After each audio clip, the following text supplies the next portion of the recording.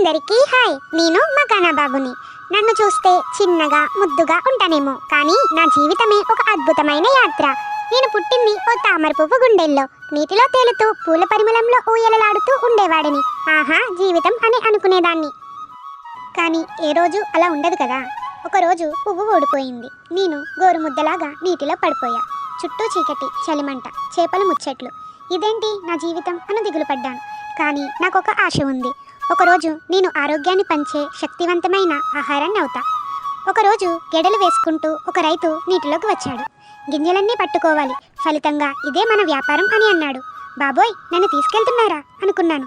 అయితే అసలు స్టోరీ ఇప్పుడే మొదలైంది. ఎండలో వేశారు, కాళ్ళతో తొక్కారు. నేను భయపడ్డా, ఓపిక పట్టా. వెంటనే మరొకటి వేడిగా ఉన్న ప్యాన్ మీద వేశారు. అయ్యో, నా నడ్డి పోతుంది అని అరవాలనిపించింది. అయినా తట్టుకున్నా, ఎందుకంటే నేను జీరో నుంచి హీరో అవుతా. ఒక 10 నిమిషాల తర్వాత టక్ అనే శబ్దంతో నేను పగిలిపోయా. కానీ ఓ మాయ జరిగింది. నేను నల్లగా ఉండేదాన్ని తెల్లగా మెరిసే ముత్యంలా మారిపోయా.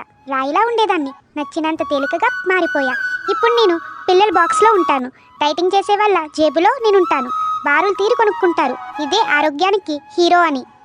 మకానా అంటే కేవలం తినే ఆహారం కాదు, ఇది ఆరోగ్యానికి నిజమైన బంగారం. నన్ను తినడం వల్ల కొవ్వు ఉండదు, బరువు పెరగరు. బలంగా ఉండటానికి నేను మీకు సహాయపడతాను.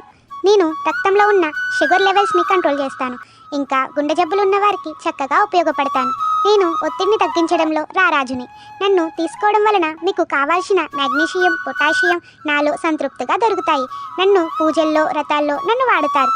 నేను శుభ్రతకు, పవిత్రతకు చిహ్నం. నన్ను మీరు వేపుకుని తినవచ్చు, ఫ్లేవర్గా తినవచ్చు, మరియు పొలాల్లో పాయసంలో కూడా వేసుకోవచ్చు. నేను మీకు తక్కువ క్యాలరీస్, ఎక్కువ న్యూట్రిషన్ను అందిస్తాను.